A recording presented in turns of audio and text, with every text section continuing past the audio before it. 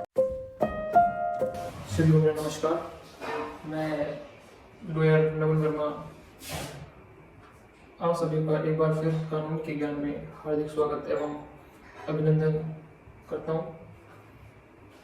आज class second में मैं मर्डर से रिलेटेड सेक्शंस के बारे में जानकारी देना चाहूँगा और इसके कुछ इम्पोर्टेंट सेक्शंस हैं मर्डर के, like section 302 Indian penal code, section 304 Indian penal code, section 304A Indian penal code, section 304B of Indian penal code, section 307 of Indian penal code. Series wise मैं इनको आपको डिफाइन कर दूंगा। तो section 302 मैं आपको डिफाइन करना चाहता हूँ पहले, और लाइफ वाइज और सीरीज वाइज मैं आपको डिफाइन करता चाहूँगा। सबसे पहले आता है सेक्शन 302। ये रिफर्स करता है मर्डर को। जब एक व्यक्ति दूसरे व्यक्ति का मर्डर कर देता है तो उस पर सेक्शन 302 IPC के तहत कार्रवाई होती है। पहले मैं सेक्शन 302 को डिफाइन कर देता हूँ उसकी डेफिनेशन द्वारा। पनिशमेंट फॉर मर्डर 302 होती है, whoever commits murder shall be punished with death। जो भी कोई मर्डर प्लान करता है, जो किसी व्यक्ति का मर्डर करता है, वो पनिश्ड होता है बाय डेथ, मतलब उसको फांसी की सजा होती है, या फिर इम्प्रिजमेंट फॉर लाइफ, उसको आजीवन कारावास हो जाती है, and shall also be liable to fine, और उसे आजीवन कारावास के साथ साथ फाइन के लिए भी लायबल होना पड़ सकता है। अब दूसरी बात आती है कि क्या सेक्शन 302 में बेल बिना जेल जाए मिल सकती है या नहीं। मैंने आपको बता दिया है कि सेक्शन 302 एक सीरियस अपराध होता है, तो इसमें बाहर से बाहर जमानत तो कोई मिलने वाली नहीं है। और सेक्शन 302 में जमानत मिलती है तो अगर मर्डर की जो केस है उसमें एविडेंस में ये नहीं आता है कि जो मर्डर है जिसमें मर्डर का इल्जाम लगा है उसने मर्डर नहीं करा है, तो उसे बेल मिल सकती है और उसे जेल जरूर जाना पड़ेगा, because section 302 is not a bailable offence. अब हम नेक्स्ट सेक्शन पे आते हैं, सेक्शन 304। सेक्शन 304 क्या कहता है, पहले मैं आपको उसकी डेफिनेशन एक बार बता देता हूँ। सेक्शन 304 IPC क्या कहती है, whoever causes the death of any person, जो किसी व्यक्ति की मर्डर करता है या किसी की डेथ करता है, by doing any negligent act, किसी नेग्लिजेंट एक्ट के द्वारा। नेग्लिजेंट एक्ट कहते हैं नॉन लॉफुल एक्ट को कहते हैं negligent act, amounting to culpable homicide. तो वो कल्पेबल होमोसाइड के लिए नहीं माना जाएगा। कल्पेबल होमोसाइड में आपको बता देता हूँ। कल्पेबल होमोसाइड में क्या होता है कि जो मर्डर करने की डिग्री हो जाती है वो कम हो जाती है। लाइक अगर कोई बंदा गाड़ी चला रहा है, ड्राइविंग कर रहा है, और ड्राइविंग करते वक्त किसी की उससे टक्कर हो गई और वो इंसान मर गया, तो इस केस में कल्पेबल होमोसाइड माना जाएगा। कल्पेबल होमोसाइड मीन्स कि उसका कुछ अंदेशा तो नहीं था कि वो किसको मार दे, पर धोखे से किसी की जान चली गई। बट अगर वही व्यक्ति अल्कोहल ड्रिंक करके या फिर बिना लाइसेंस के गाड़ी चला रहा है तो कल्पेबल होमोसाइड में नहीं आएगा। क्यों? क्योंकि इसने लॉ तोड़ा है। और अगर कोई व्यक्ति 304 के अंडर आता है तो उसको पनिशमेंट मिलती है इम्प्रिजमेंट, उसे जेल जाना पड़ेगा, और वो जो जेल है वो 2 years के लिए एक्सटेंड हो सकती है, मतलब 2 साल तक उसे जेल में रहना पड़ सकता है। उसे जेल में जाना या फिर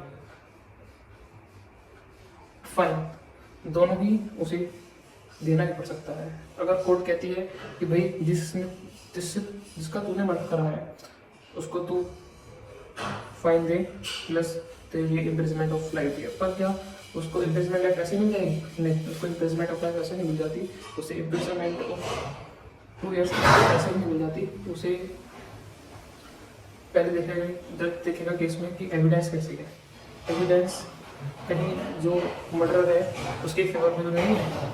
अगर जज कहीं ना कहीं पाता है कि जो एविडेंस आई है सारी PW1 PW2 ये सब जो एविडेंस हैं वो कहीं ना कहीं मर्डर के हक में जाती है, तो उसकी जो इम्प्रिजमेंट है वो कम हो जाती है, चाहे वो जज 6 मंथ के लिए कर दे या 1 ईयर के लिए कर दे, वो जज के हाथों में बात होती है। नेक्स्ट सेक्शन आता है हमारा section 304। Section 304 A specially for driving rules के लिए बना होता है। अगर कोई व्यक्ति गाड़ी चला रहा है, उसके पास लाइसेंस है, विदाउट एनी एल्कोहल ड्रिंक वो गाड़ी चला रहा है, जब भी उसका किसी मतलब किसी टक्कर जाती है, उसकी डेथ हो जाती है, तो वहाँ भी उसको वो एक्यूज तो बन गए केस में, क्योंकि जिसमें किसी की जान ली है, पर क्या उसके पास लाइसेंस है, वो कोई रूल नहीं तोड़ रहा, वो तो धोखे से आवाज़ करते हैं, तो उसे कहीं ना कहीं बाहर जमानत मिल जाती है। इस केस में उसको जेल जाना नहीं पड़ता है। अब हम लाइकवाइज सेक्शन 304B की बात करेंगे। ये एक दहेज हत्या होती है। कोई लड़के वाले किसी अपनी वाइफ को दहेज के लिए टूट करते हैं, तो अपने घर जा, माँ के पास जा और दहेज लेके आ, दहेज में बुलेट गाड़ी लेके आ, 4 चक्की गाड़ी लेके आ, ऐसा कुछ कहते हैं, और उन तानों से परेशान हो जाती है। तो क्या होता है इस केस में, जो लड़का है उसे मेन एक्यूज माना जाता है और उसको कम से कम 10 साल की इम्प्रिजमेंट होती है, और उसकी भी बेल बाहर से बाहर कभी नहीं होती है, उसको भी सेशन कोर्ट द्वारा जेल में ही भेजा जाएगा। नेक्स्ट सेक्शन आता है 307 of IPC Indian penal code. 307 में क्या होता है? 307 में अटेम्प्ट टू मर्डर होता है। इसमें आपने मर्डर करने का अटेम्प्ट करा, पर जिसका मर्डर करना चाहते थे उसका मर्डर हुआ नहीं, वो बच गया। एग्जाम्पल, बंदूक लेके आप उसे घर पे गए, आपने उसके बंदूक मारने की कोशिश करी और आपका निशाना चूक गया, तो आपने अटेम्प्ट टू मर्डर तो करा पर उसका मर्डर नहीं हुआ। इस केस में सेक्शन 307 आता है, और इसमें भी बाहर से बाहर जमानत नहीं होती है। और यही सब सेक्शन मैं कहूँगा कि IPC के सीरियस सेक्शंस होते हैं।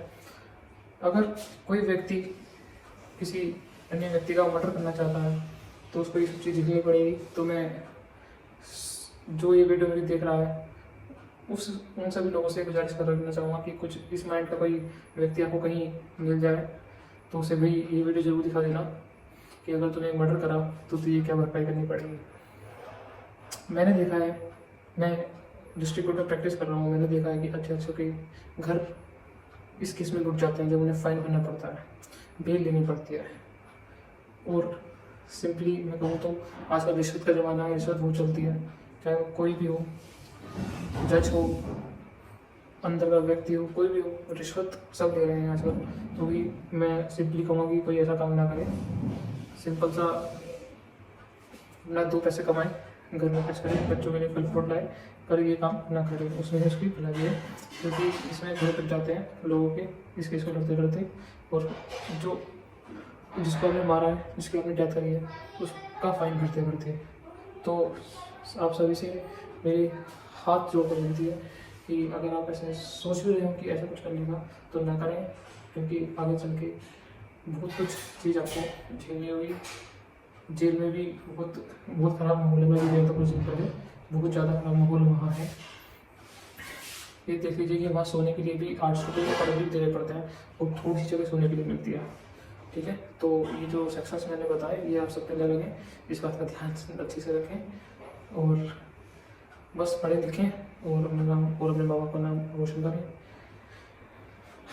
बस आज के लिए ही कानून के ज्ञान में मैं इतना ही कहना चाहूँगा। शुभ रात्रि, शुभ रात्रि, शुभ रात्रि।